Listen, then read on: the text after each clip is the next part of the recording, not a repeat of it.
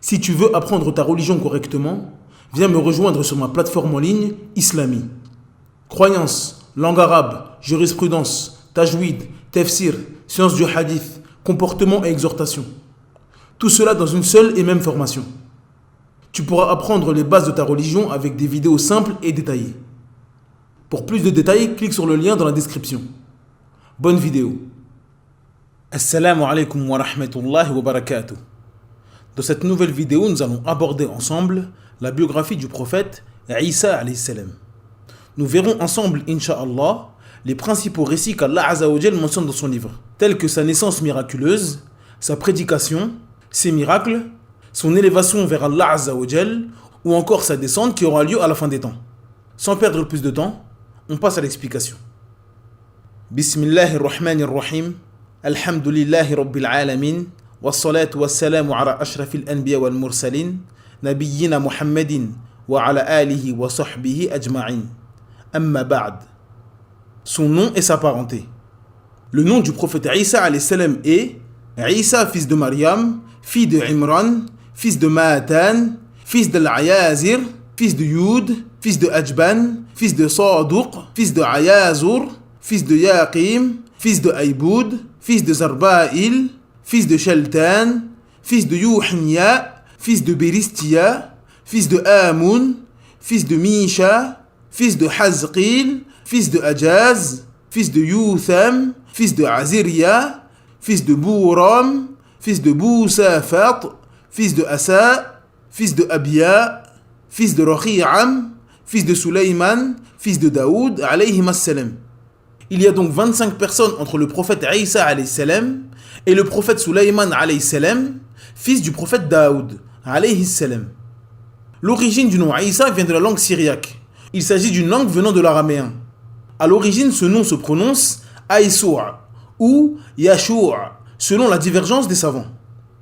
Sa famille. Le grand-père de Isa alayhi salam se nommait Imran. Il était considéré comme un homme pieux pour les gens de son époque, et c'est lui qui dirigeait la prière pour les fidèles. Imran s'est marié avec une femme nommée Hanna, fille de Faqoud. Ils ont eu une fille qu'ils ont nommée Maryam, qui est la mère de Isa alayhi salam.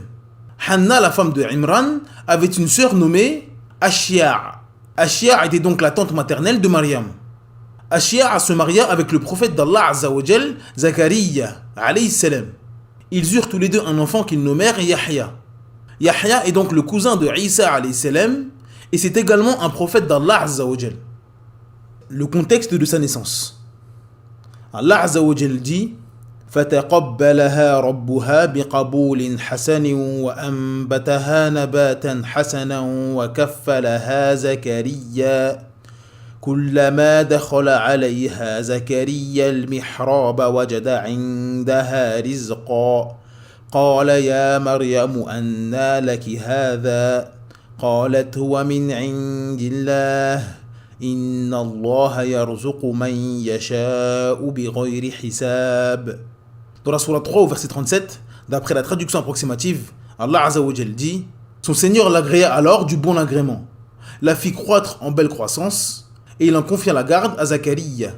Chaque fois que celui-ci entrait auprès d'elle dans le sanctuaire, il trouvait près d'elle de la nourriture. Il dit: Ô Maryam, d'où te vient cette nourriture? Elle dit: Cela me vient d'Allah. Il donne certes la nourriture à qui il veut sans compter. Comme nous l'avons dit précédemment, Maryam est la fille d'un homme pieux et d'une femme pieuse. Maryam consacrait sa vie à servir la mosquée de Bayt al-Maqdis, à Jérusalem. Toute sa vie était vouée à l'adoration d'Allah Azza wa Jal seul, sans associé. Et personne ne l'égalait dans l'adoration à son époque. Maryam ne sortait quasiment jamais de la mosquée. C'est donc Zakaria alayhi salam, le prophète d'Allah Azza wa Jal, qui est le mari de sa tante, qui s'occupait d'elle. Il était chargé de lui apporter ce dont elle avait besoin, comme de la nourriture, des habits ou autre. Allah Azza wa Jal dit: وَإِذْ قَالَتِ الْمَلَائِكَةُ يَا مَرْيَمُ إِنَّ اللَّهَ اصْطَفَاكِ وَطَهَّرَكِ وَاصْطَفَاكِ عَلَى نِسَاءِ الْعَالَمِينَ. Dans la sourate 3 au verset 42, d'après la traduction approximative, Allah Azza wa Jal dit: Rappelle-toi quand les anges dirent: Ô Maryam, certes Allah t'a élu et purifié, et il t'a élu au-dessus des femmes des mondes. Alors que Maryam était consacrée à l'adoration comme à son habitude, Allah Azza wa Jal lui envoya des anges, afin de l'avertir d'une immense nouvelle. Allah Azza wa Jal avait décidé de l'élever sur toutes les femmes de son époque. Et cela grâce à toutes ses adorations qu'elle faisait, son ascétisme et sa dévotion dans l'adoration d'Allah Azza wa Jal. Allah Azza wa Jal dit فاتخذت من دونهم حجابا فأرسلنا إليها روحنا فتمثل لها بشرا سويا قالت إني أعوذ بالرحمن منك إن كنت تقيا قال إنما أنا رسول ربك لأهب لك غلاما زكيا قالت أنى يكون لي غلام ولم يمسسني بشر ولم أك بغيا قال كذلك قال ربك هو علي هين ولنجعله آية للناس ورحمة منا وكان أمرا مقضيا. Dans la sourate 19 du verset 17 à 21, Allah Azza wa Jal dit d'après la traduction approximative: Elle mit entre elle et eux un voile. Nous lui envoyâmes notre esprit qui se présenta à elle sous la forme d'un homme parfait. Elle dit: Je me refuge contre toi auprès de tout miséricordieux. Si tu es pieux, ne m'approche point. Il dit: Je suis en fait un messager de ton Seigneur pour te faire don d'un fils pur. Elle dit: Comment aurais-je un fils quand aucun homme ne m'a touché et que je ne suis pas prostituée? Il dit: Ainsi sera-t-il. Cela m'est facile, a dit ton Seigneur. Et nous ferons de lui un signe pour les gens et une miséricorde de notre part. C'est une affaire déjà décidée. L'ange Jibril alayhi salam annonça donc à Maryam la naissance d'un enfant. Maryam fut choquée par cette annonce incroyable. Comment pouvait-elle avoir un enfant alors qu'elle n'avait jamais connu d'homme et qu'elle passait toutes ses journées dans l'adoration? Jibril alayhi salam lui annonça que cette naissance miraculeuse sans père sera un signe pour ceux qui réfléchissent, et cela jusqu'au jour du jugement. Tout comme la naissance sans père ni mère d'Adam alayhi salam, qui est un signe de la puissance d'Allah Azza wa Jal, le Seigneur de l'univers. Allah Azza wa Jal dit: وَمَرْيَمَ بْنَتَ عِمْرَانَ الَّتِي أَحْصَنَتْ فَرْجَهَا فَنَفَخْنَا فِيهِ مِنْ رُوحِنَا وَصَدَّقَتْ بِكَلِمَاتِ رَبِّهَا وَكُتُبِهِ وَكَانَتْ مِنَ الْقَانِتِينَ. Dans la sourate 66 au verset 12, d'après la traduction approximative, Allah Azza wa Jal dit: De même, Maryam, la fille de Imran qui avait préservé sa virginité, nous y insufflâmes alors notre Esprit Saint. Elle avait déclaré véridiques les paroles de son Seigneur ainsi que ses livres. Elle fut parmi les dévoués. Ibn Kathir rahimahullah a dit à propos de ce verset: Le contexte de l'histoire indique que l'ange en question qui a été envoyé est Jibril alayhi salam. Il a insufflé l'âme de Isa en elle. Il n'a pas insufflé l'âme dans son utérus. Au contraire, il l'insuffla dans ses sinus, puis elle descendit et fut implantée dans son utérus. Fin de citation. Sa naissance. Allah Azza wa Jal dit: فَحَمَلَتْهُ فَانْتَبَذَتْ بِهِ مَكَانًا قَصِيًّا. Dans la sourate 19 au verset 22, d'après la traduction approximative, Allah Azza wa Jal dit: Elle devint donc enceinte de l'enfant et elle se retira avec lui en un lieu éloigné. Après avoir appris qu'elle était enceinte, Maryam savait pertinemment que les gens parleraient sur son honneur en la traitant de fornicatrice. Ibn Kathir rahimahullah a dit: Lorsqu'elle rencontra les premiers signes de grossesse, le premier à l'avoir éprouvé à propos de cela est un homme parmi les dévots des enfants d'Israël. Il est dit qu'il s'appelait Youssouf, fils de Ya'aqub. Il eut également parmi ses gens son cousin. Il fut très étonné de cette situation, car il connaissait sa dévotion et sa piété. Mais lorsqu'il vit les signes de grossesse alors qu'elle n'avait pas de mari, il lui dit: Ô Maryam, est-ce qu'il y a des plantes sans graines? Maryam répondit: Oui. Qui a créé la première plante? Puis il dit: Est-ce qu'il y a des arbres sans eau et sans pluie? Elle répondit: Oui. Qui a créé le premier arbre? Il lui dit ensuite: Est-ce qu'il y a des enfants sans homme? Elle répondit: Oui. Allah a créé Adam sans homme ni femme. Il lui dit enfin: Informe-moi à propos de ton cas.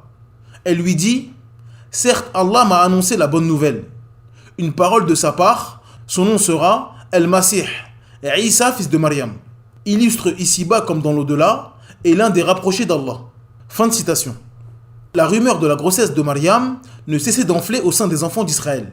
Elle décida donc de quitter Jérusalem pour se rendre dans une ville nommée Beit Lahm, qui est située au sud de Jérusalem. Beit Lahm est connu par les Occidentaux sous le nom de Bethléem. Allah Azza wa Jal a dit: فأتت به قومها تحمله قالوا يا مريم لقد جئت شيئا فريا. Dans la sourate 19 au verset 27, d'après la traduction approximative, Allah Azza wa Jal dit: Puis elle vint auprès des siens en le portant. Ils dirent: Ô Maryam, tu as fait une chose monstrueuse. L'imam al-Qurtubi rahimahullah dit à propos de ce verset: Il est rapporté que Maryam fut apaisée par ce qu'elle avait vu comme signe de la part d'Allah. Elle avait également la certitude qu'Allah la protégerait et préserverait son honneur. Elle décida donc de retourner avec son bébé dans la ville qu'elle avait fui. Ibn Abbas radiyallahu anhuma a dit: Elle est sortie à eux avec son enfant lorsque le soleil était haut, environ à l'heure du Dhuhr. Fin de citation. L'imam al-Qurtubi continue toujours en disant: Al-Kalbi a dit: Elle a accouché sans que son peuple ne se rende compte de son absence. Après son accouchement, elle resta 40 jours sur place à cause des lochis. Une fois ces lochis terminés, elle retourna à son peuple avec son enfant. Lorsqu'ils virent Maryam avec son enfant, tout le monde fut triste, et les gens pieux lui dirent: Ô Maryam, tu as fait une chose monstrueuse. Fin de citation. Sa description physique. D'après Ibn Umar radiyallahu anhuma, le prophète sallallahu alayhi wa sallam a dit: J'ai vu Isa, Moussa et Ibrahim. Quant à Isa, il est blanc de peau, il a les cheveux frisés et la poitrine large. Quant à Moussa, il était foncé de peau, imposant et grand de taille comme les hommes d'Azzot. Les savants ont divergé sur l'origine du peuple nommé Azzot. Certains ont dit qu'ils sont originaires du Soudan et d'autres d'Inde. Sa prédication. Allah Azza wa Jal dit: فأشارت إليه قالوا كيف نكلم من كان في المهد صبيا قال إني عبد الله آتاني الكتاب وجعلني نبيا وجعلني مباركا أينما كنت وأوصاني بالصلاة والزكاة ما دمت حيا. Dans la sourate 19 du verset 29 à 31, d'après la traduction approximative, Allah Azza wa Jal dit: Elle fit alors un signe vers lui. Ils dirent: Comment parlerions-nous à un bébé au berceau? Mais le bébé dit: Je suis vraiment le serviteur d'Allah. Il m'a donné le livre et m'a désigné prophète. Où que je sois, il m'a rendu béni. Et il m'a recommandé tant que je vivrai la prière et la zakat. Lorsque Maryam rentra chez son peuple avec son bébé, les gens ne cessaient de l'accuser de fornication. Maryam leur désigna alors Isa pour leur indiquer de parler avec lui, afin qu'il leur dise que les accusations qu'il porte à son encontre sont fausses. Ibn Kathir rahimahullah a dit: La première parole que Isa a prononcée alors qu'il était dans son berceau est: Je suis vraiment le serviteur d'Allah. Il m'a donné le livre et m'a désigné prophète. Il n'a pas dit: Je suis Allah, ni Je suis le fils d'Allah. Au contraire, il a dit: Je suis vraiment le serviteur d'Allah. Il m'a donné le livre et m'a désigné prophète. Jusqu'à sa parole: Certes, Allah est mon Seigneur tout comme votre Seigneur. Adorez-le donc, voilà un droit chemin. Fin de citation. Dès le berceau, Isa appelait les gens à adorer Allah Azza wa Jal seul et sans associé, et qu'il n'était ni Allah ni le fils d'Allah, mais un messager envoyé par Allah qu'il fallait suivre et obéir, et qu'il ne fallait surtout pas l'adorer en dehors d'Allah. Et Isa appela donc les gens au monothéisme jusqu'à l'âge adulte. Allah Azza wa Jal dit: لقد كفر الذين قالوا إن الله هو المسيح ابن مريم وقال المسيح يا بني إسرائيل اعبدوا الله ربي وربكم إنه من يشرك بالله فقد حرم الله عليه الجنة ومأواه النار وما للظالمين من أنصار. Dans la sourate 5 au verset 72, d'après la traduction approximative, Allah Azza wa Jal dit: Ce sont certes des mécréants ceux qui disent: En vérité, Allah c'est le Messie, fils de Maryam.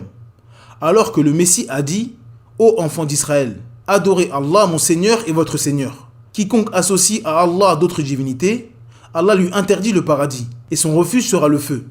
Et pour les injustes, pas de secoureur. Durant toute sa présence sur terre, Isa alayhi salam n'a donc pas cessé d'appeler au tawhid et à la religion d'Allah Azza wa Jal. Il prêchait à l'adoration d'Allah seul, sans associé. Son enfance. Comme nous l'avons dit précédemment, Isa alayhi salam est né dans la ville de Bethléem en Palestine. La naissance miraculeuse d'un enfant qui parlait au berceau se propagea rapidement. Les gens voyageaient pour le voir et lui envoyaient des cadeaux. Mais les miracles et le discours de Isa alayhi salam ne suscitaient pas que la fascination. Certaines personnes dérangées par ce discours de tawhid et de soumission au Seigneur de l'univers voulaient se débarrasser du prophète d'Allah Azza wa Jal. Ibn Kathir rahimahullah a dit: le roi de Perse de l'époque cherchait à devenir célèbre. Il questionna donc ses devins pour savoir ce qu'il en serait. Ces derniers lui dirent: il y a un enfant immense sur la terre. Le roi envoya donc ses messagers et ses devins afin de retrouver sa trace. Lorsqu'ils arrivèrent au Shem, ils questionnèrent le gouverneur à propos d'un enfant exceptionnel. Le gouverneur, qui avait entendu parler des miracles de Isa, informa les messagers du roi de Perse de la présence de Isa à Bayt al-Maqdis. Le gouverneur du Shem envoyait des hommes avec le messager du roi de Perse pour leur indiquer où vivaient Isa et sa mère. Avant l'arrivée des hommes du roi perse et du gouverneur du Shem, on avertit Mariam en lui disant: les messagers du gouverneur du Shem sont venus tuer ton enfant. Prise de panique, Mariam décida de fuir avec son enfant. Elle partit donc en direction de l'Égypte, où elle y resta jusqu'aux 12 ans de Isa. Fin de citation. Ces miracles. Allah Azza wa Jal a dit: ورسولا إلى بني إسرائيل أني قد جئتكم بآية من ربكم أني أخلق لكم من الطين كهيئة الطير فأنفخ فيه فيكون طيرا بإذن الله وأبرئ الأكمه والأبرص وأحيي الموتى بإذن الله وأنبئكم بما تأكلون وما تدخرون في بيوتكم إن في ذلك لآية لكم إن كنتم مؤمنين. Dans la sourate 3 au verset 49, d'après la traduction approximative, Allah Azza wa Jal dit: et il sera le messager aux enfants d'Israël et leur dira: en vérité, je viens à vous avec un signe de la part de votre Seigneur. Pour vous, je forme de la glaise comme la figure d'un oiseau, puis je souffle dedans. Et par la permission d'Allah, cela devient un oiseau. Et je guéris le non-voyant et le lépreux. Et je ressuscite les morts par la permission d'Allah. Et je vous apprends ce que vous mangez et ce que vous amassez dans vos maisons. Voilà bien là un signe pour vous si vous êtes croyants. Après avoir enseigné à son prophète la Torah, l'Injil et la sagesse, Allah Azza wa Jal envoya Isa en tant que messager pour les enfants d'Israël qui vivaient au Shem, et plus précisément en Palestine. Isa alayhi salam vint à eux avec des signes évidents de la part de son Seigneur. Parmi ces nombreux signes, il y a donner la vie aux objets inanimés par la permission d'Allah. Ibn Kathir rahimahullah a dit: il façonnait des oiseaux avec de l'argile, puis il soufflait au-dessus, et il se mettait à voler par la permission d'Allah. Allah lui a permis de réaliser cela pour prouver qu'il était envoyé par lui. Fin de citation. Donner la vue, soigner la lèpre et redonner la vie par la permission d'Allah.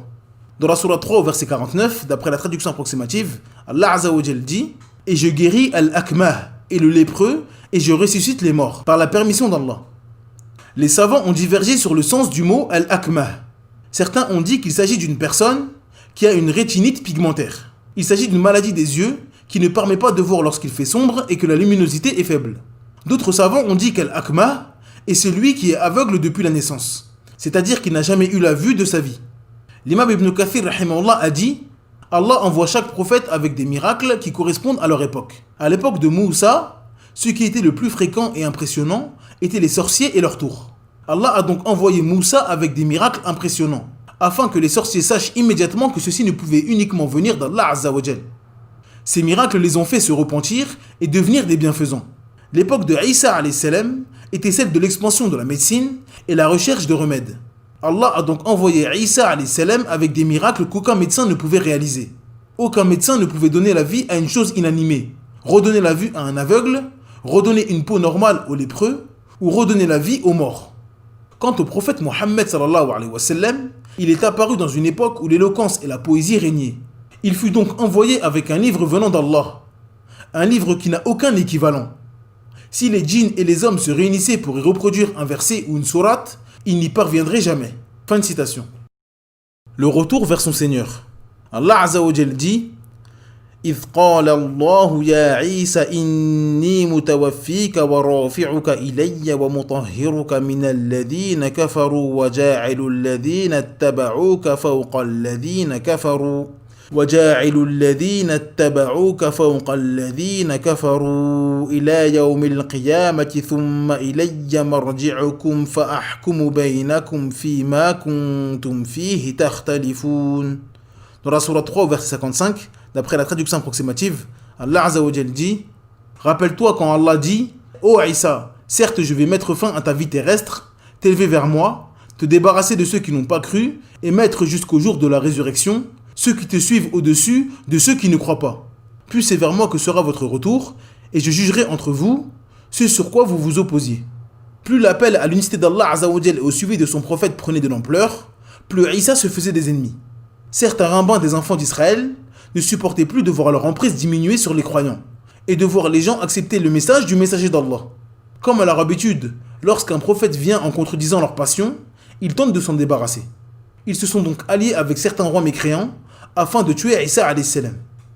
Allah Azza wa Jal dit: وَقَوْلِهِمْ إِنَّا قَتَلْنَا الْمَسِيحَ عِيسَى بْنَ مَرْيَمَ رَسُولَ اللَّهِ وَمَا قَتَلُوهُ وَمَا صَلَبُوهُ وَلَكِنْ شُبِّهَ لَهُمْ وَإِنَّ الَّذِينَ اخْتَلَفُوا فِيهِ لَفِي شَكٍّ مِّنْهُ مَا لَهُمْ بِهِ مِنْ عِلْمٍ إِلَّا اتِّبَاعَ الظَّنِّ وَمَا قَتَلُوهُ يَقِينًا بَلْ رَفَعَهُ اللَّهُ إِلَيْهِ وَكَانَ اللَّهُ عَزِيزًا حَكِيمًا. Dans la sourate 4, du verset 157 à 158, d'après la traduction approximative, Allah Azza wa Jal dit: et à cause de leurs paroles, nous avons vraiment tué le Messie et Isa, fils de Maryam, le messager d'Allah. Or, ils ne l'ont ni tué ni crucifié. Mais ce n'était qu'un faux semblant. Et ceux qui ont discuté sur son sujet sont vraiment dans l'incertitude. Ils n'en ont aucune connaissance certaine. Ils ne font que suivre des conjectures. Et ils ne l'ont certainement pas tué. Mais Allah l'a élevé vers lui. Et Allah est puissant et sage. Ibn Kathir rahimahullah a dit: Al-Hassan al-Basri et Mohammed ibn Ishaq ont dit: Daoud ibn Yura est celui qui a ordonné le meurtre de Isa et sa crucifixion. Ces hommes ont encerclé Bayt al-Maqdis ainsi que la maison de Isa et ses disciples la nuit du vendredi à samedi. Le faux semblant et la ressemblance ont eu lieu au moment où ils voulaient entrer dans la maison. Fin de citation. Ibn Kathir rahimahullah continue toujours en disant: Isa dit à ses disciples présents dans la maison: qui d'entre vous désire me ressembler et être tué à ma place? Il sera avec moi et aura le même degré que moi au paradis. Un jeune garçon se leva et dit: moi. Voyant son jeune âge, Isa lui dit: assis-toi. Isa posa une deuxième fois la question et seul le jeune garçon se leva et dit: moi. Isa dit alors: ce sera donc toi. Fin de citation. À ce moment-là, Allah Azza wa Jal éleva son prophète au ciel et il fit en sorte que le jeune disciple de Isa lui ressemble. Lorsque les gardes rentrèrent dans la maison, ils virent le jeune qui ressemblait à Isa. Ils l'ont emmené avec eux en pensant qu'il s'agissait du prophète d'Allah Azza wa Jal. Ils ont donc placé une couronne d'épines autour de sa tête en guise de moquerie et ils l'ont livré aux Juifs. Puis la grande majorité des disciples de Isa qui n'avaient pas assisté à la scène se sont égarés à cause de cet événement. Allah Azza wa Jal dit: فآمنت طائفة من بني إسرائيل وكفرت طائفة فأيدنا الذين آمنوا على عدوهم فأصبحوا ظاهرين. Dans la sourate 61 au verset 14, d'après la traduction approximative, Allah Azza wa Jal dit: un groupe des enfants d'Israël crut, tandis qu'un groupe nia. Nous aidâmes donc ceux qui crurent contre leurs ennemis. Et ils triomphèrent. Ibn Kathir rahimahullah dit à propos de ce verset: lorsque la prophétie de Isa alayhi salam s'est propagée dans son peuple et qu'il s'est entouré de ses compagnons, un groupe des enfants d'Israël a choisi la guider en suivant sa voie. Un autre groupe a choisi l'égarement à la guider en rejetant ses enseignements. Ils ont rejeté sa prophétie et calomnié sa mère. Un autre groupe exagéra à propos de Isa, jusqu'à l'élever à un rang au-dessus de la prophétie, qu'Allah ne lui a pas donné. Ce groupe s'est lui-même divisé en fractions. Certains d'entre eux ont dit: Isa est le fils d'Allah. D'autres: il fait partie d'une trinité, le Père, le Fils et le Saint-Esprit. Tandis que d'autres ont dit: c'est Allah. Fin de citation. Allah Azza wa Jal sauva donc son messager des griffes des mécréants en l'élevant vers lui. Après cet événement, il restèrent 3 groupes parmi les enfants d'Israël. Il y avait donc 2 groupes d'extrémistes et un groupe dans le juste milieu. Le premier groupe d'extrémistes est celui qui a rejeté la parole de Isa alayhi salam. Pour eux, il ne s'agit tout simplement pas d'un prophète d'Allah Azza wa Jal. Il ne fait aucun doute que ce groupe est sur la mécréance, car ils ont rejeté un messager d'Allah Azza wa Jal. Le deuxième groupe d'extrémistes est ceux qui ont exagéré à propos de Isa alayhi salam. Ils en ont fait une divinité et se sont mis à l'adorer. Il ne fait aucun doute que ces gens ont quitté le monothéisme pour se réfugier vers le polythéisme. Et ils ne sont pas en adéquation avec le message de Isa alayhi salam. Le groupe du juste milieu est le groupe qui considère Isa comme un prophète d'Allah Azza wa Jal. Ils ont adoré Allah Azza wa Jal seul sans associé et suivi le prophète qu'Allah Azza wa Jal leur a envoyé. La croyance de tous les musulmans est que Isa est un messager d'Allah envoyé aux enfants d'Israël. Les ennemis d'Allah ont tenté de le tuer, mais Allah a rusé contre ces mécréants qui ont voulu ruser contre le messager d'Allah. Il n'a pas été tué et Allah l'a élevé vers lui. Cette croyance est confirmée par le Coran, la Sunna et le consensus des musulmans. Abu al-Hasan al-Ash'ari rahimahullah a dit: il y a consensus de la communauté sur le fait que Isa alayhi salam fut élevé au ciel par Allah. Fin de citation. A noter que certains savants de l'islam ont dit qu'Allah Azza wa Jal a élevé Isa après qu'il soit mort dans ce bas monde. Mais ceci n'est pas correct. Allah Azza wa Jal a élevé son prophète vers lui alors qu'il était vivant. Sa descente. D'après Abdullah ibn Amr radiyallahu anhu, le prophète sallallahu alayhi wa sallam a dit: le Dajjal va sortir dans ma communauté et il va rester 40 jours. Alors Allah va envoyer Isa, fils de Maryam, qui ressemble à Urwa ibn Mas'ud. Il va le chercher et le tuer. Ensuite, les gens vont rester 7 ans sans qu'il n'y ait d'adversité entre deux personnes. Puis Allah va envoyer un vent froid provenant du Shem. Il ne restera pas sur terre une seule personne ayant dans le cœur l'équivalent d'un atome de bien ou de foi sans que ce vent ne le fasse mourir. D'après An-Nawas ibn Sam'an radiyallahu anhu, le prophète sallallahu alayhi wa sallam a dit: Isa, fils de Maryam, va descendre près du minaret blanc, à l'est de Damas. Les textes nous indiquent que Isa alayhi salam descendra à la fin des temps. Sa législation sera celle du prophète Mohammed sallallahu alayhi wa sallam, car il n'y a plus de prophétie après celle du prophète Mohammed sallallahu alayhi wa sallam. Ibn Kathir rahimahullah a dit: les hadiths du prophète sont notoires à propos de la descente de Isa, fils de Maryam, avant la fin des temps, en tant qu'imam sage et juste. Fin de citation. L'imam al-Safarini rahimahullah a dit: il y a consensus de la communauté à propos de la descente de Isa. Personne parmi les musulmans ne contredit cela. Seuls certains philosophes et hérétiques renient la descente de Isa. Leur contradiction n'est pas prise en considération, car le consensus de la communauté est acté concernant le fait que Isa descendra et jugera avec la législation du prophète Mohammed sallallahu alayhi wa sallam, et non avec une législation différente, malgré le fait qu'il soit lui-même prophète. Fin de citation. Cette vidéo est maintenant terminée. Merci de l'avoir suivie jusqu'à la fin. N'hésitez pas à télécharger le PDF de cette explication. Le lien est dans la barre de description. N'oubliez pas de vous abonner à la chaîne et d'activer la cloche de notification afin de ne rater aucune vidéo. En attendant, je vous dis Assalamu alaikum wa rahmatullahi wa barakatuh. Subhanakallahumma bihamdik, ashhadu an la ilaha illa ant, astaghfiruka wa atubu ilaik.